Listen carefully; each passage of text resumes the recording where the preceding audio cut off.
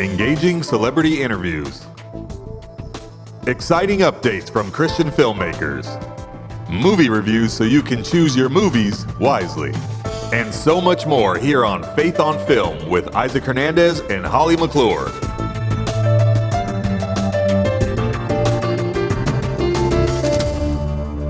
Hello, everyone. Welcome to Faith on Film. I'm so glad you've tuned in today. Holly, how you doing? Very different kind of show. I'm doing great, first of all. We're a different kind of show today, Isaac. We're going to be talking to a musician who I've known for years. You've known. He's been in the music world for a long time and with quite a few famous people. And he's written a book about his life and his start from his mother. Maria's Scarf is the name of the book. But tell about his credits. Tell who this guy is. This might take a long time here because listen to this. Now, he has toured and recorded with Lenny Kravitz, Bobby Brown, Frankie Valli, and the Four Seasons. You have to be our age to know who that is. The new edition, Jody Watley, Philip Bayley of Earth, Wind, and Fire, Sean Lennon, oh my gosh, Lisa Marie Pressley, Lincoln Brewster, Phil Kagi, and many more. As a matter of fact, did you know that sometimes he was known as the Minister of the Groove? The Minister of the Groove. And what's even cooler is his name is Zorro. I know. Zorro. And he's going to tell you how he got that name when we interview him. But yes. We have a trailer, don't we, to take a look at? Yes, we do. Let's take a look at the trailer for his book. When I was 7 years old, my mother knelt down beside me, tied her orange silk scarf around my neck, and whispered, "One day, my precious son, you will do something phantasmical with your life." With those words, my fate was sealed. Now, 50 years later, it's time I share my story. A story about the power of a mother's words to transform a child's future. I would go from surviving the rough streets of Compton to living among the elite in Beverly Hills. From dodging eviction notices to traveling around the globe with the world's wealthiest people. Though I would go on to become a world-renowned drummer, my story is really not about drumming. It's about dreaming and overcoming insurmountable obstacles to make those dreams come true. It's a love story between a mother and a son, an immigrant woman who came from Mexico to the United States to make a better life for her children. A single mother who raised 7 children alone in pursuit of the American dream. It's a story about a family's unbreakable bond and their struggle to survive fatherlessness, economic hardship, and racism. It's a story about a quirky, hilarious, and tenacious kid who refuses to give up on his dream. Part sinner, part saint, but all heart in his epic quest for significance. And it's a story about the power of friendship and how those who believe in us help to shape the course of our lives. Now more than ever, we need stories of hope and triumph, stories that bring out the best in humanity and remind us what matters most. Universal stories of love, perseverance, and the power of dreaming big. A story that kneels down beside you and whispers in your ear, "One day, brave soul, you will do something phantasmical with your life."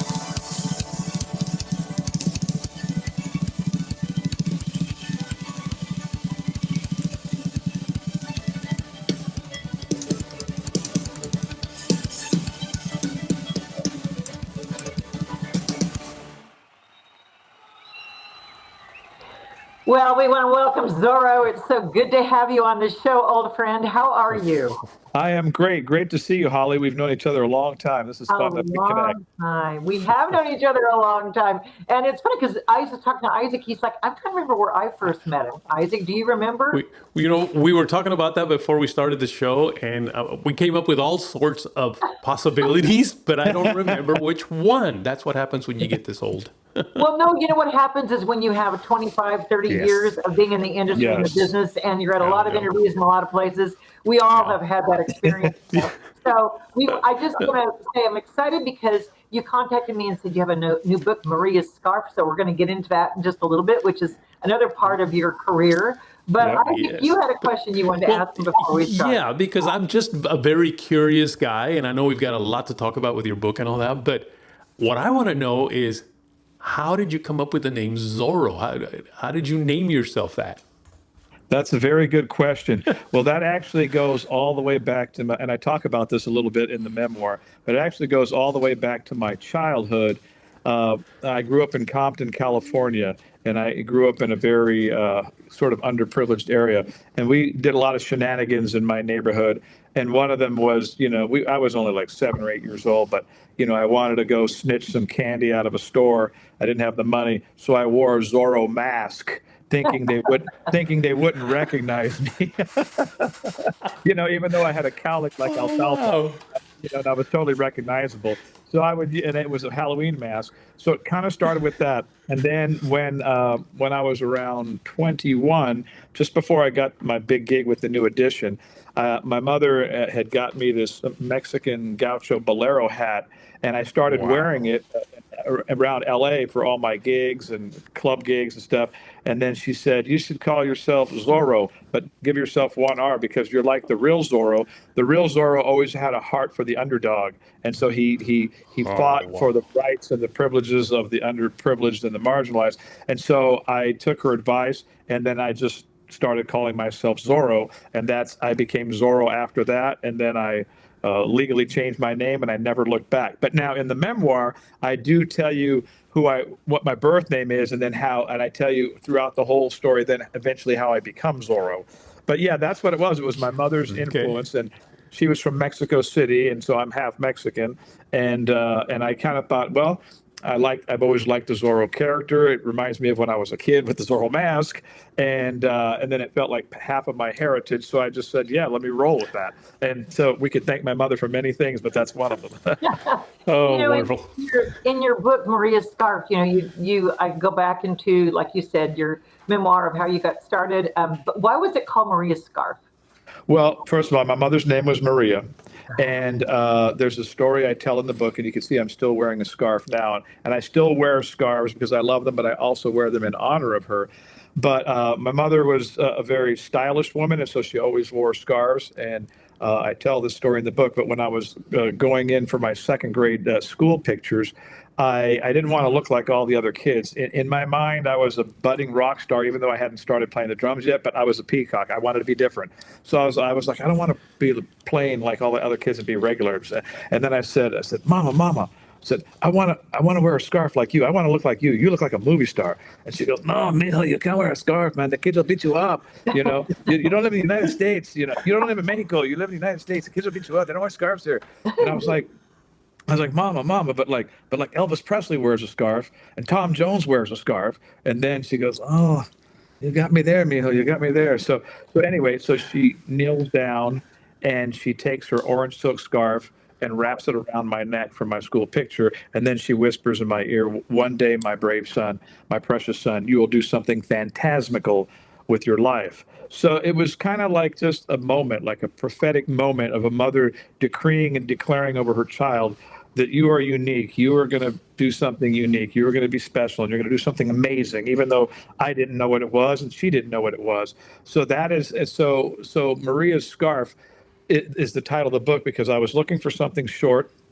I was looking for something poetic, something that just evokes beauty and also mystery. Like, who is Maria? What is the scarf? I want to know this story. Well, and the scarf is really her really passing one generational blessing to the next and passing sort of a prophetic decree that I would do something amazing with my life. So I can think of no better title than Maria's Scarf. And then on the cover is a picture of my mother in her heyday looking beautiful because she was going to be she was on her way to being a movie star. That's what her thing was, acting in Mexico. And then there's a picture of me, that picture I just described at 7, wearing the scarf next to her. So you see the mother and the son juxtaposed next to each other, and it's a beautiful cover. It's intriguing. It's really, the book is really for mothers. Really, it's for dreamers, for mothers, and I feel like mothers are the unsung heroes of the world. They're the ones that do all the nurturing and the caring and the loving and the encouraging in the world. And it's a story about my mother, but it's for all the mothers out there, really, and it's for anybody who likes to be. It's an overcoming story, so it's for dreamers. It has the feel of a Rocky Rudy, The Blind Side meets Forrest Gump. But I thought Maria's Scarf was a unique title. And incidentally, the publisher, Blackstone, my publisher, they said we get, we change about 90% of the titles that authors give us for their books. And they said once in a blue moon, a title comes along that we fall in love with. And they said that they loved the title Maria's Scarf, which I thought was pretty cool because I wanted to say that, but I didn't know if it would. Okay, I want to do a shout out to your mother because she was a single mom of 7 kids. Yes. Where was your dad? And if it's too long a story, you don't have to go into it. But I'm just saying, single mom of 7 children, that's another accomplishment on her part to make you feel that individual and special when you have so many kids. And she was an incredible woman who just had a great spirit of faith. She was a strong Christian and had an incredible faith and was an encourager and just optimistic. But yes, she raised 7 children alone.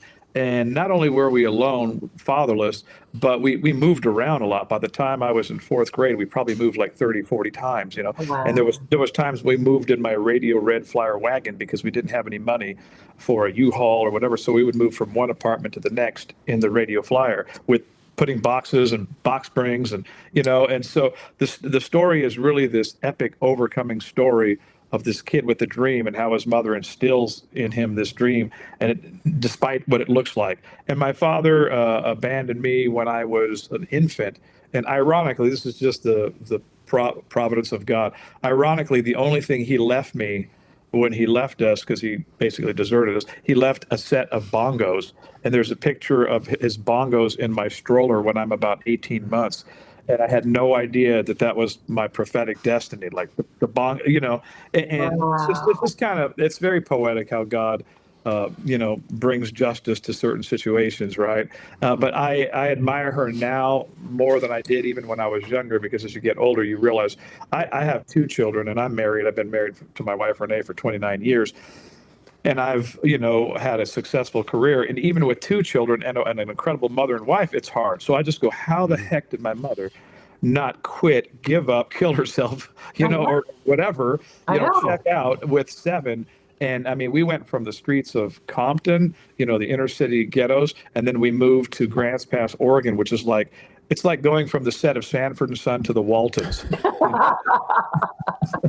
It's like, so we experienced a lot of hardcore hardship in our life, but at the same time, there was an incredible amount of joy because of her spirit, and that's the spirit that comes through in the book. That's the spirit that will inspire every mother not to give up. And it's for fathers too, because it's just about what you pour into your children, Now, I'm glad you brought up the bongos, because so far we've been talking about, you as an author and this book that you've written, but you're a musician. I mean, the whole bongo thing, that is part of what launched your career as a musician. And I know that you've worked with some very well-known artists.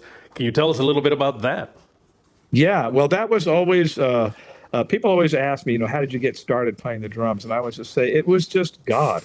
I mean, God put the desire in me. So all I had to do was be around music, and it's like a magnet. Like when you, it's like all you got to do is be around that particular type of alloy, and you're drawn to it. So the gift of drumming and the gift of rhythm was something that was just inside of me that God birthed in there. And the desire to play was all of my life, but I didn't really get to start until I was 16. I was discovered.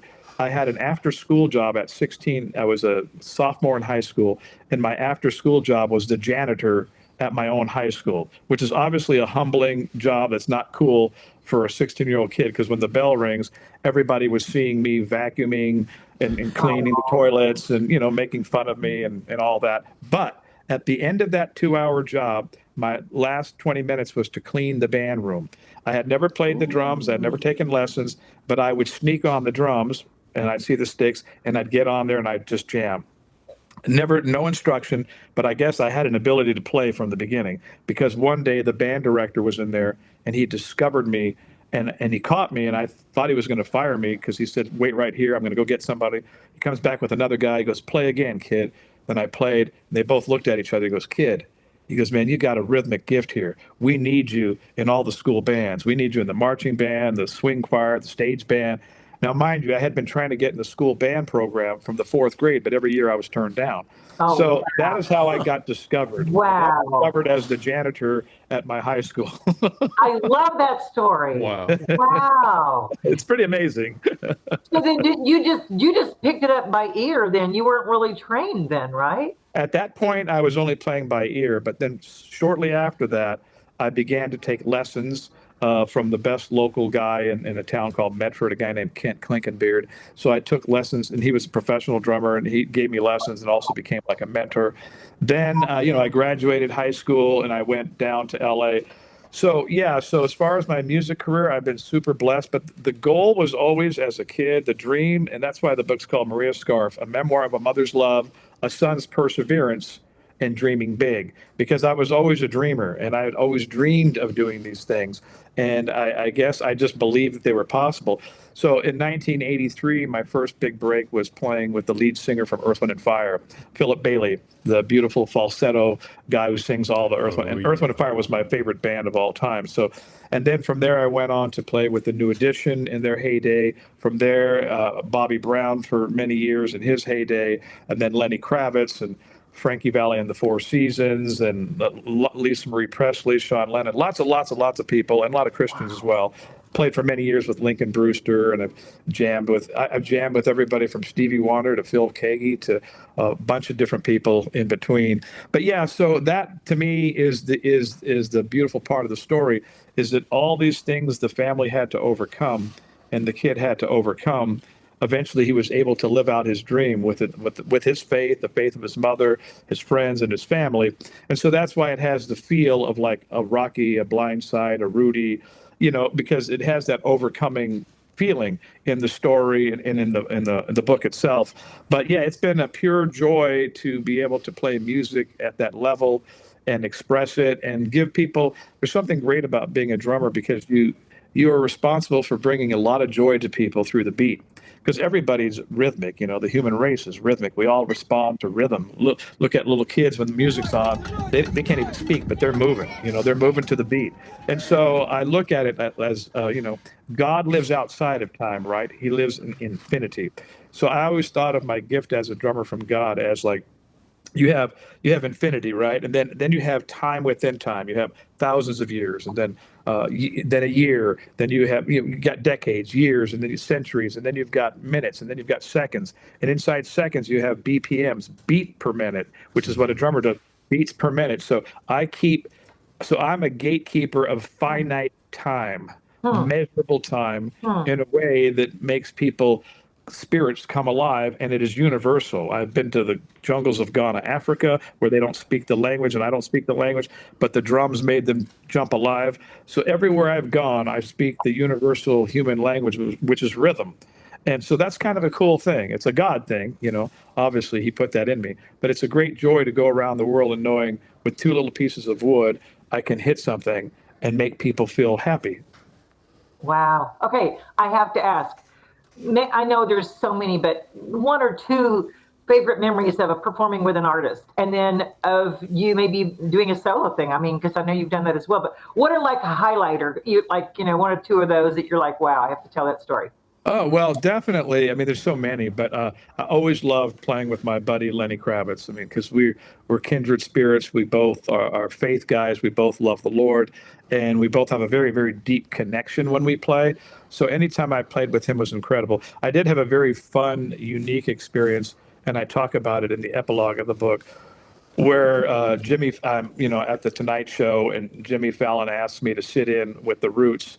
And it just happened to be on my birthday. And then after I do a solo there, and I literally end the book with this, but it's beautiful. You have to read the story of how it all transpired, because I won't go into all of it. But anyway, so it ends with me doing this drum solo, and Jimmy's got an ear-to-ear smile. And afterwards, he leads the whole audience into singing Happy Birthday to me. And so, like, how many people get Jimmy Fallon to sing Happy Birthday to you? And he said he was a big fan of mine because he followed all those groups I played with. Jimmy loves music. Yes. So, I mean, that's kind of a highlight.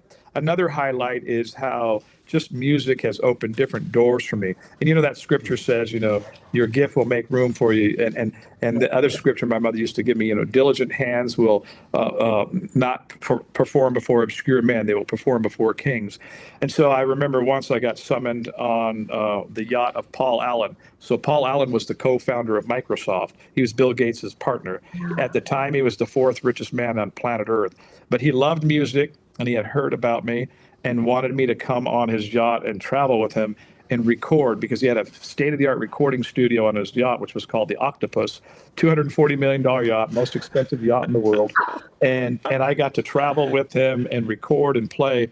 And so it made me think of just like how God can do anything. So I once was the kid who dug clothes out of the drop-off box from Goodwill and Salvation Army. I mean, my brothers would hoist me in there, and that's where I'd find clothes, right? So I'm going, while I'm on his yacht, I was kind of like, God, you are God. You took me from the lowest of the low, and you put me among the kings of the earth. Yes.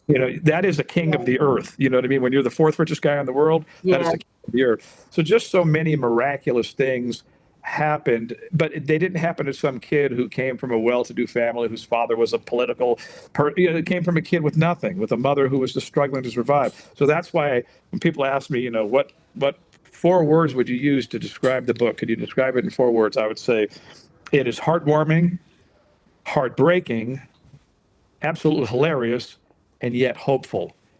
You walk away with like, wow, like those feel-good movies where you go, because we're all an underdog in some way. In one way or another, we all relate to the underdog story because most of us are underdogs.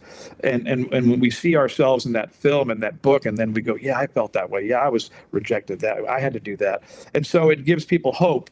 And it's a story of faith. It's a story of what God is able to do, not based on, how good you are. It's just based on your faith. My mother had incredible faith, and she instilled that in me, and I had this childlike faith, which I still do. I am still the same kid on the cover of the book. I'm just an older version, but I'm still believing for bigger things. This book is a dream come true.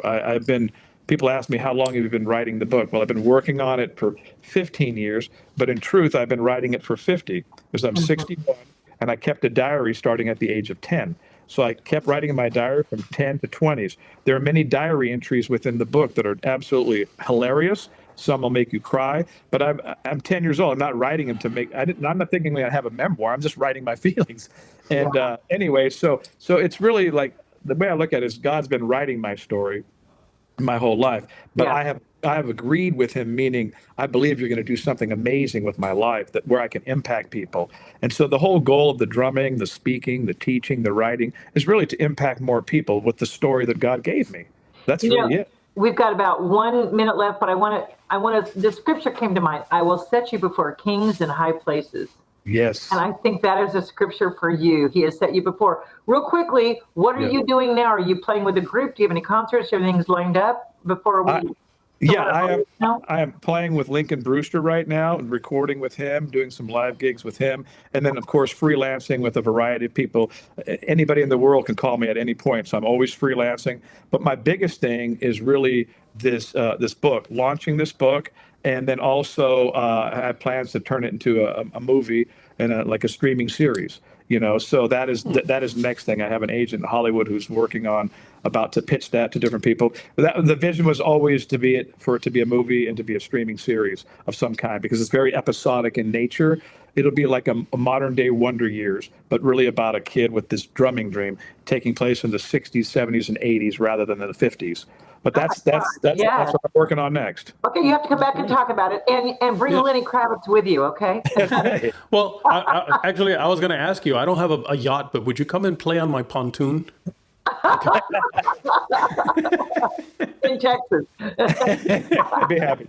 I think we might sink it. It's been so good to have you with us, Zorro, and God bless you on this book, Maria's Scarf, and all that he has still for you to do for the kingdom. And you have a heart and you're willing to do it. So you're a here I am kind of guy, right? Here I am, Lord. Yes. And he takes you to do that. Thank you so much for being with us. Thank you, Holly, and thank you, Isaac, so much. It's been an honor and a privilege to be with you guys. I'm very grateful. You're welcome. God bless. God bless. Hey, everybody. My name is Zorro, and I am the author of Maria's Scarf, a memoir of a mother's love, a son's perseverance, and dreaming big. And I am happy to be with you today on Faith on Film. I just love that. I know. What a great interview. Wasn't that a good interview? It don't was. Don't you feel like we could have got another half hour, Isaac? We could do a whole series with him. I mean, really, Lenny Kravitz. I didn't even know Lenny Kravitz was Christian. So I totally want to get him on the show. That is amazing how he knows Lenny Kravitz and closely, not just like, oh, I know him, but he knows him. Right. I mean, and it's so interesting too. We didn't even get to cover the fact that I remember when he played drums for Kim Clement. Now, for those who don't know who Kim is, he was a prophet. He has passed away. An amazing prophet. Google Kim Clement, and you will see just how, in fact, today, his prophecies are still on, talking about what's going on with Trump. He prophesied Trump would be president. He's prophesied so many things. So for a while, Zorro played drums for him too, which, so he's been in ministry. He's been in the secular world. His art as a musician. Yeah. And remember in the interview, I said that I couldn't remember really where I had met him. I have a feeling it may have been in one of these, where he was playing drum for Kim Clement, because I directed a lot of the prophecy shows, if you will, of Kim Clement doing his music and prophesying. And I'm thinking maybe that might have been the place. I love the fact that he said that he can take his drums anywhere. And even if they don't speak English, if they don't whatever, it connects with people. Right. It communicates with people. That shows you what worship music, what a beat can do. I thought that was a really powerful statement. Oh, yeah. And I really, as a worship leader, and I know I said former worship leader, and former, I don't mean that I stopped doing worship. I worship all the time at home. I just don't do it now as my job. But as a worship leader, I really appreciated what he said about worship, because I totally agree with it. I mean, just whenever I just need to calm down or something, worship is what really calms me down and connects me to God. And suddenly my troubles seem to fade away. Isn't that a song? I think it is. And I hope that was an inspiring story for single moms out there and for people who have lots of kids and children. And you think, what's going to happen to these kids? Well, look at that mother and her faith and how she held up strong. And like he said, lived in poverty. I mean, for many years. And how many times they moved and yet came out of that. That is such an overcoming story. That he came out of that situation of poverty and not having a dad, and then was mentored by the guy in high school and different people, and then became this famous, like he said, on a private yacht. I mean, wow, what a journey in life to go through.